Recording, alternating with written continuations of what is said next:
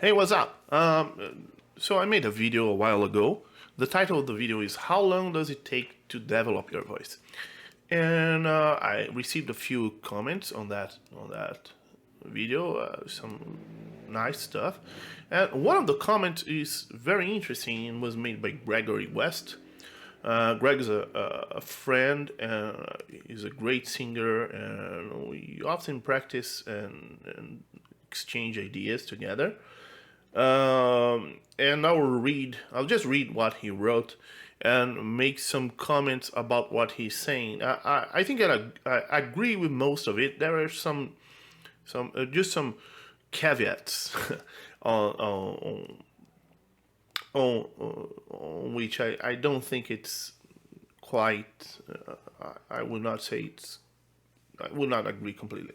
But yeah, let's read what he has to say. Let me. Okay, here we go. So great video, Felipe. Thank you. Great point about how to practice and your comments on memory are correct. That's bang on in terms of cognitive science of memory and learning. You need to give space between when you practice things so it leaves your short-term memory. So you force yourself to recall it from long-term memory, which strengthens the memory, make it more reliable. Just like how flashcards work. Yeah, kind of like, I don't know if flashcards work like that, but the idea is exactly that your brain only makes something long-term memory if you need to recall it. Otherwise, it will just say, well, it's I don't care about this.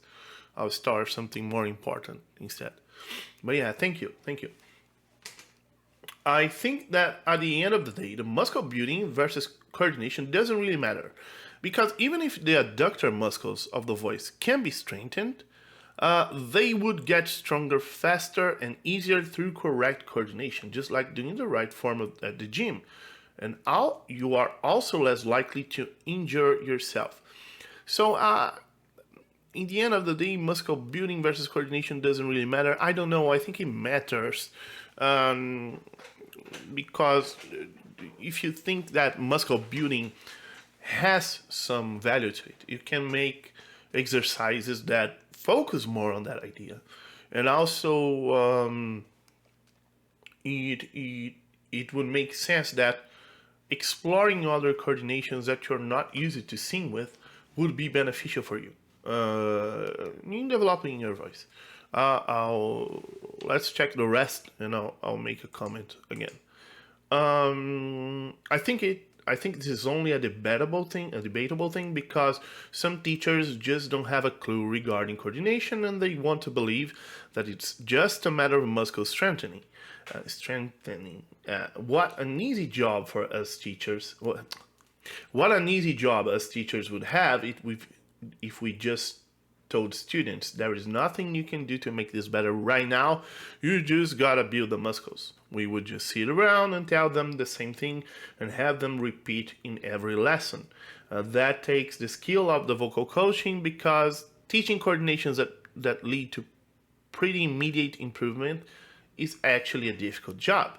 I do wonder if the adductors can be strengthened, and if a really loud, powerful singing or building stamina just takes some time to develop muscularly. But that's an intellectual concern that doesn't really have a practical purpose, since I'll be fatiguing my muscles anyway while I focus on improving my coordination. So there's seriously zero value to just fatigue yourself with the goal of fatiguing yourself. Well, I think I understand what you're meaning here. But when we go and say zero value on the idea, I think it's going a little too far for a few reasons. For starters, it may be that the strengthening is not really about muscle building, but what I saw in some studies being defined as tissue differentiation.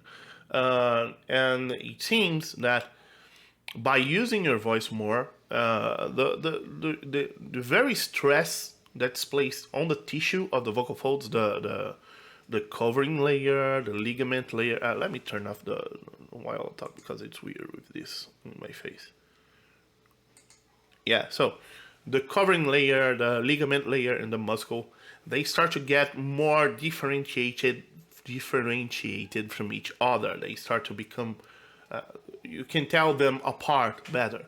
And it seems that with voice training that happens more, and that in trained individuals there is some differences on how those layers are developed. It would also explain why when people begin singing, they usually have some very, very serious stamina and resistance problems that seem to go away with practice, and you can't really do something about it. When people are really beginning and starting off, usually their voices are very sensitive to any increase on demand or load of practice, right? So there is that. Also, uh, when you say that if you're working on the coordination, then you're also working on building strength. Depends on the coordination that you're working on. You may do so. Maybe the case if you do a very, explore all aspects of possible coordinations. Of course, you're gonna get stronger. That's the same, but that's the same with anything. Like you mentioned, the gym. If you explore all the possible coordinations doing exercises, then you're gonna work on all your muscles too. But how strong are you doing it? That's also important. How do you even work strength when doing it? Because it may seem that working strength is an obvious thing. You just make powerful sounds, loud sounds, but not all loud sounds demand that much muscular action. I think some loud sounds are rather effortless to do compared to what I would consider heavier sounds. So I think there is a problem in there, and I also see that training with this perspective of being more muscular about it, does lead to improvement. And I think there are some programs that are centered only around this, and people do see improvement on it. Although I'm not talk about how desirable those improvements are or not. I think you know what I'm talking about, but they do get better at doing that, and there is an improvement, and I think there is something to gain from it. It's just that what I do agree with you is that mostly it's about the coordination, and it's coordination training, and should not be approached like lifting weights. That really doesn't pay off. Okay, I'll continue reading.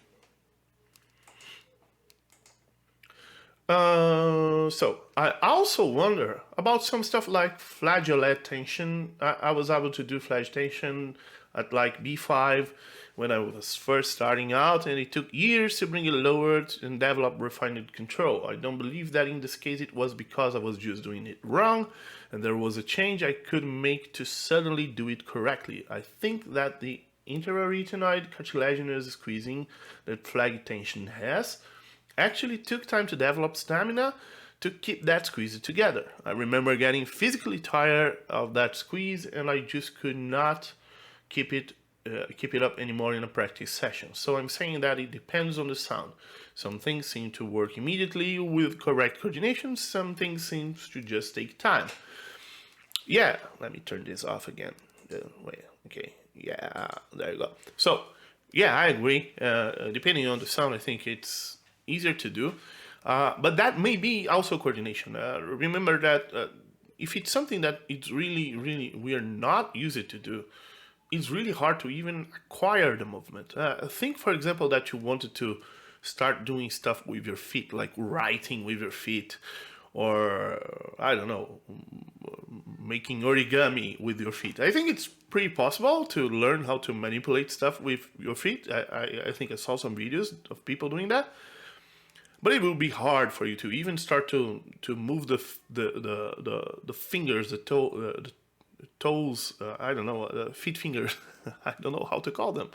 Well, apart from each other, they are really hard to control at first. Even to grab something with your feet, it's gonna take a while to work. And it's not about strength. Your feet is probably pretty strong already. It's just that you never used it in such manner. And it may be the case. And there may be, of course, a component of strength. In any case, you have to try it over and over again, and it will slowly build. Another example that I like to use is when you're learning to use your pinky finger on the fret of a guitar board, on the fretboard of a guitar. Usually it's hard. It just doesn't even respond. You try to do it and it goes like, it's just glitchy. So it may be very similar to that. Okay, let's continue. Here we go.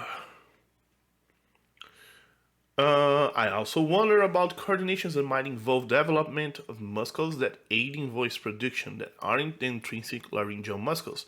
Like, of course, muscles that control the airflow and stuff apply, but what I'm getting at is vocal tract shaping muscles like the pharyngeal constrictors. Those are a lot bigger than the little voice muscles, and we know these kinds of muscles would play a role in helping your voice work better. So can they get fatigued? And do they take time to get stronger? Okay, I would say that yes, they do get fatigued, and it's likely they can get stronger too. I think that one common thing that when people learn more classical technique, like I did and like I train people to do, when they are acquiring the idea of covering, getting more space in the back of the throat and lifting the soft palate, it's very, very usual to get tired and feel a little bit sore on that area because we're not used to position things in this manner. But after a while, like a couple of weeks, it just goes away if you're practicing. So it may be a little bit of strengthening, might be more of getting better coordination, or probably a combination of both factors. I think this is more likely the case throughout the whole thing in here. Let's go back to it. As a vocal coach, I've observed that some singers get coordination super fast, getting overdrive up to like A4 in one lesson, when they couldn't go above F4 before. Even more impressive is that some people find that up high and then develop the ability to close a timbre into curbing without flipping to M2 really quickly. If it were really about the muscles needing to get stronger, how would that hypothesis explain those observations? Their muscles got stronger in 2 weeks, and it took 5 years for someone else's muscles. I don't think the coordination explanation I think the coordination explanation obviously does a better job here. So too long didn't we focus on coordinations because they will make everything easier and you get a benefit if there is any from fatigue training because you fuck up the coordinations and get tired. All right. In here I have some things that I think it's important to mention. Let me close this. So first is the idea of immediate results. I understand that. I agree that it's coordination for sure. That if someone is learning something that quickly, and another takes like forever to learn, the disparity must be that they are doing something different, and that allows them to produce voice in a different manner. Yes, I think that mostly it is coordination for sure. But also we have to consider what we are considering immediate results in here. Because, for example, if we're talking overdrive, CVT mode, there are lots of things that are called overdrive and that are not really good. They sound bad. I would include the examples that are part of the complete vocal technique library in this. They are not very convincing. I don't think most people would be satisfied sounding like that.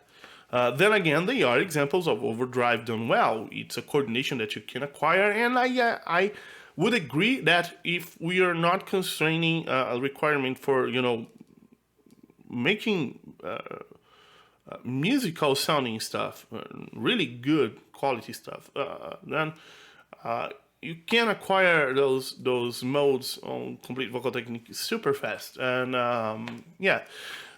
I don't think it's very useful. I think that the more useful idea, that's why I use classical technique, and one of the reasons that I learned classical technique for sure. But I also stick to it because I think that for most people, it's much more important the control that that is defined from, chest and head voice, that kind of registration. It probably is more related to the idea of density and complete vocal technique, and that is more messed up to acquire. I think you would agree with that too. But it's also coordination, in essence, at least. Most of it is coordination training for sure.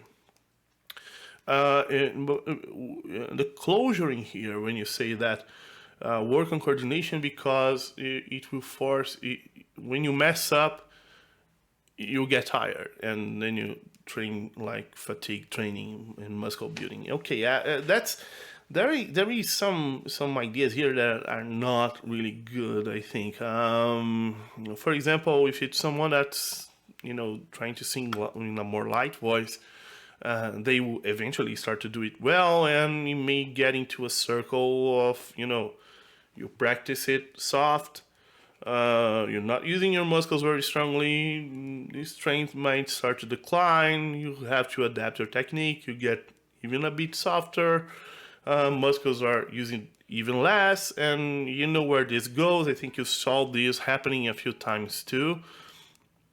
It's not uncommon that people are locked in super light configurations and they just can't escape it.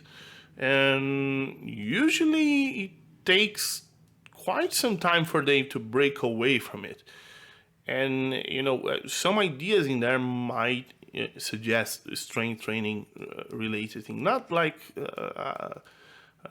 saying that the muscles are getting way too weak, but a little bit weaker perhaps. And of course, coordination that you have to get used to also. But I would not disregard it completely like this, to say it has zero value. I think it's a bit of over, I would not go that far.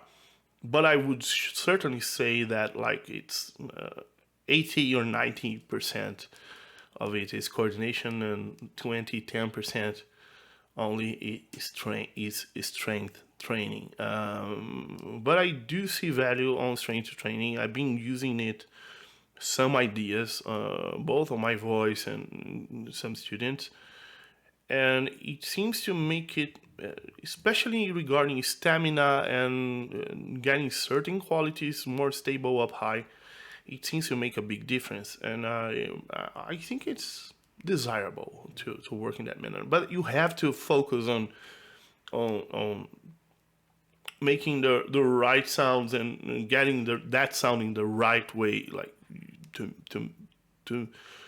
get anything from it. I don't think that just getting tired will make any difference, right? So that's it. Thank you for your reply. And if you're watching this video and you think you have something to add to the subject and you want to make a comment, feel free. Or Greg, if you're listening to this and you disagree, you want to kill me because of it or something like that, leave a comment. It will be my pleasure to go through it again. All right? Thank you. See you.